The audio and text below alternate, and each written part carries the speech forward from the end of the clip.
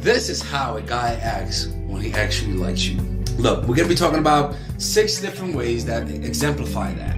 And the reason why I wanted to make this video is because, mind you, I am the dating coach that teaches you how to not get played. Now, I can help you get a husband, don't get me wrong. I can help you get a boyfriend, but that comes by default. That's like the cherry on top. It's not the whole cake. You get what I'm trying to say? And so please listen to this video, because you sharpen your eyes to see red flags, to see deception, to see manipulation. Because manipulation is very subtle. You don't know you're being manipulated. That is the art of manipulation. Make you think you have full control. Now look, my name is Alex, and I am the most toxic dating coach on the planet. Not because I am evil, but because this world is toxic. And sometimes you gotta fight fire with fire. And I am, in this channel, people who watch my channel are ladies who don't get fucked with. People who are open-minded. People who attack when they need to attack and defend when they need to defend, right? It's a completely different character. So look, first and foremost, go with your gut, right? When you have doubt about a guy, I always tell my followers, my Alexians, and the people who work with me, I always tell them, what I always tell them? My fault, I'm sorry guys, I just woke up, right? I always tell them to focus on the negative. If a guy is saying that I love you, but then ignoring you for 3 days, focus on the fucking negative. Don't just focus on the positive. Why? Because when we love somebody, we have confirmation bias. It's like the guy who killed 10 children and his mom said he's a good boy. It's confirmation bias, you know, and you tend to develop it. Even for me. Sorry, okay, we gotta get back to the video. So understand this, right? When you're in love, your eyes and perceptions are very hazy. You can't tell the difference between a good guy who loves you and a guy who doesn't love you. Why? Because love has a lot of confirmation bias. You focus on what's only good, right? Why? You want the happy ending. But what you guys have to understand, and it's not me being negative, the happy ending rarely happens. I'm sorry, I hate to be negative. It's not that I'm being negative here, fuck me, man. But that's just the reality of things. Right? So you have to practice some rational thinking, some rationality, because falling in love is very difficult to think rationally, and your rational mind is your biggest weapon against the machinations and manipulations of men and society, to be honest with you, because society always tries to control women, control the way women look, control women's sexuality. When I was in church, that's the #1 thing that church members and like pastors try to control: women's sexuality. You know, and that's just sexist in my opinion, but that's just my opinion. I'm a free lover. I believe in free love because humans should not open up the door to feel jealousy. Humans should not open up the door to think that you possess somebody. You can still be committed to somebody, but that's for a whole nother story.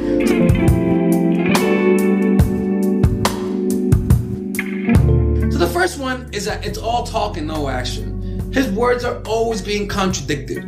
He's always contradicting himself. He says, I love you, like I said earlier, but his actions show otherwise.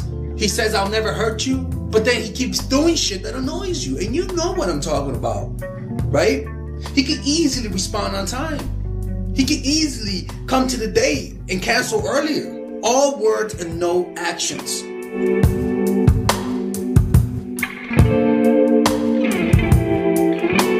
Second one, and I know this sounds crazy, but hear me out. He does not cuddle with you. Now, I even hate saying that word, fucking cuddle, okay?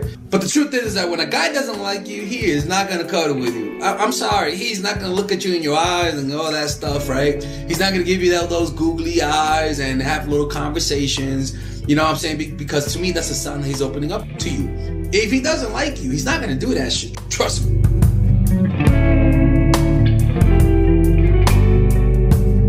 But look, sometimes some guys are manipulators. Some guys are working long term, right? So when you're dealing with a guy who's working long term, sometimes they try to speed things up too much. So what does that mean? The third sign is that he tries to speed things up. He wants the relationship fast. He says, I love you fast. He begins to plan vacations fast. He literally gives you the relationship you wanted, the label that you wanted. He starts taking photos with you. Fuck me, he even puts it as his WhatsApp profile photo like a girl did once did. I was like, bitch, take that shit off, man. Jesus Christ, some people can see it. I don't know you yet. Goddamn, I don't care how nice that ass is. Take that off. Joe, that butt. But you said I could be your boyfriend. You gotta prove it to me, baby. Yeah, that's right. I'll be your boyfriend. Yeah, you just gotta prove it to me. That's all. You just gotta prove it to me. Ladies, if you ever hear that from me,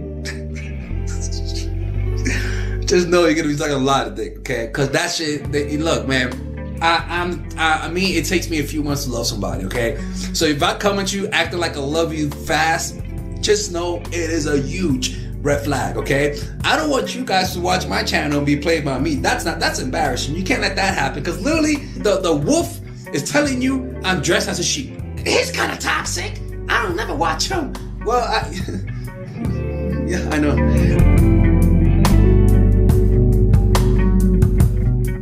The fourth one is, and this is actually very true.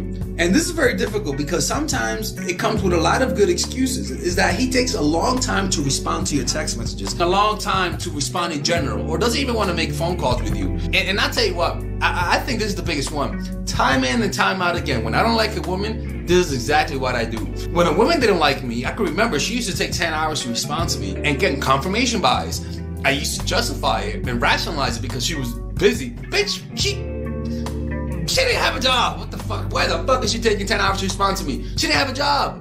But I still believed it. You see what I'm saying? This taking a long time to respond to you is a problem. And if you want to know how to deal with people who take a long time to respond, just watch my videos about what to do when a guy is uninterested. And take this one seriously. I'm not even kidding, because they will bring up every excuse in the book. Baby, I was painting.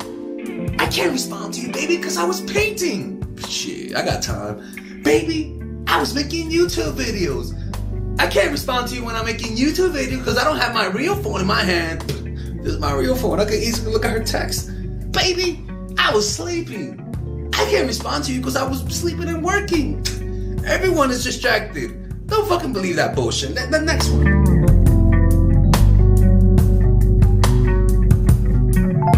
After 5 months, this dude still doesn't want a relationship with you. After 5 months, this dude still doesn't know what he wants with you. If after 5 months, that's the most. I'm sorry, that's the most. After 5 months, this motherfucker does not want something with you, or has not progressed to something, or you haven't met his friends, or even a family member, or you know, after 5 months, if this guy does not love you and he's saying maybe later, or after this, or after that, he's acting like he loves you, but he's just stalling you so that he can keep having sex with you.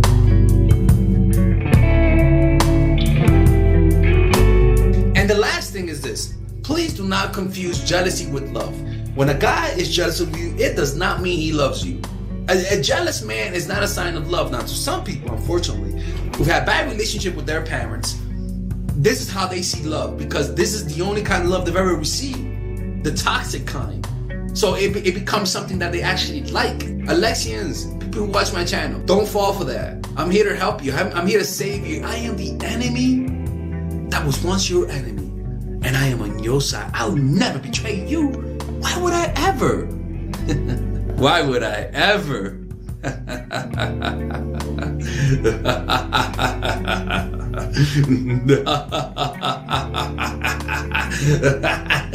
Oh, you're here. So yeah, that's how it is. I don't like this guy. This guy's a little creepy.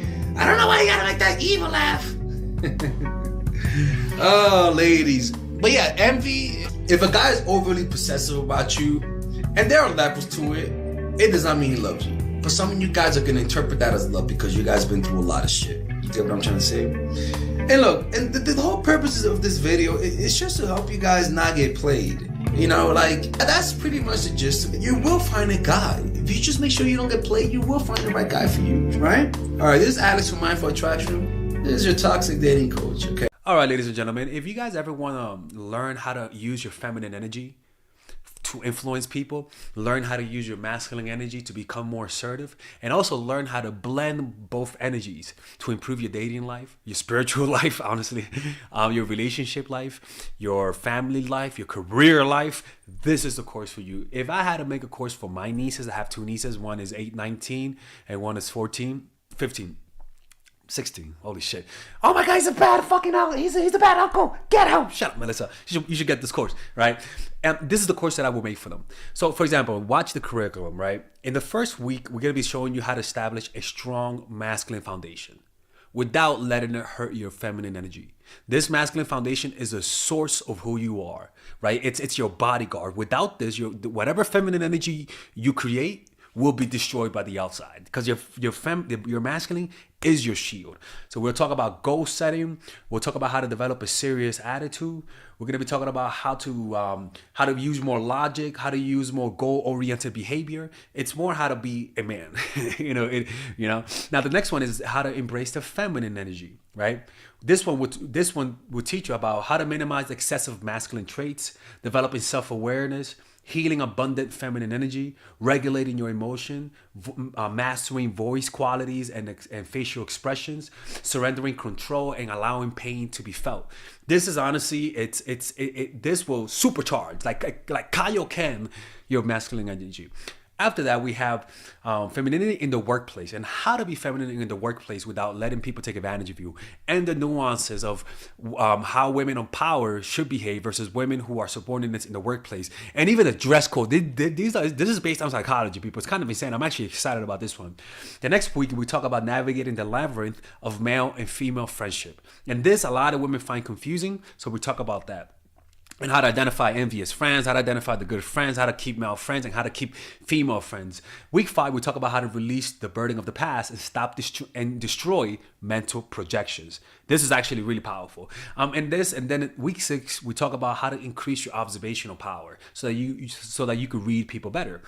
And we have a bunch of bonuses. The course starts at $99, and you guys can pre-order the course today at $69 before it goes out. If you're watching this, most likely I'm in the meditation retreat, so I will be praying for all of you guys. And just click on the description down below of the video. Right there, you'll see it, and you can pre-order that course. It's gonna be out by the end of next month or the beginning of February of March. One of the two, people, because I have a 10-day retreat to do, and I want to finish the course after the retreat, because I think the ideas are gonna be so much better. All right, man. I'll see you guys later. Pre-order, man. I'm closing the channel.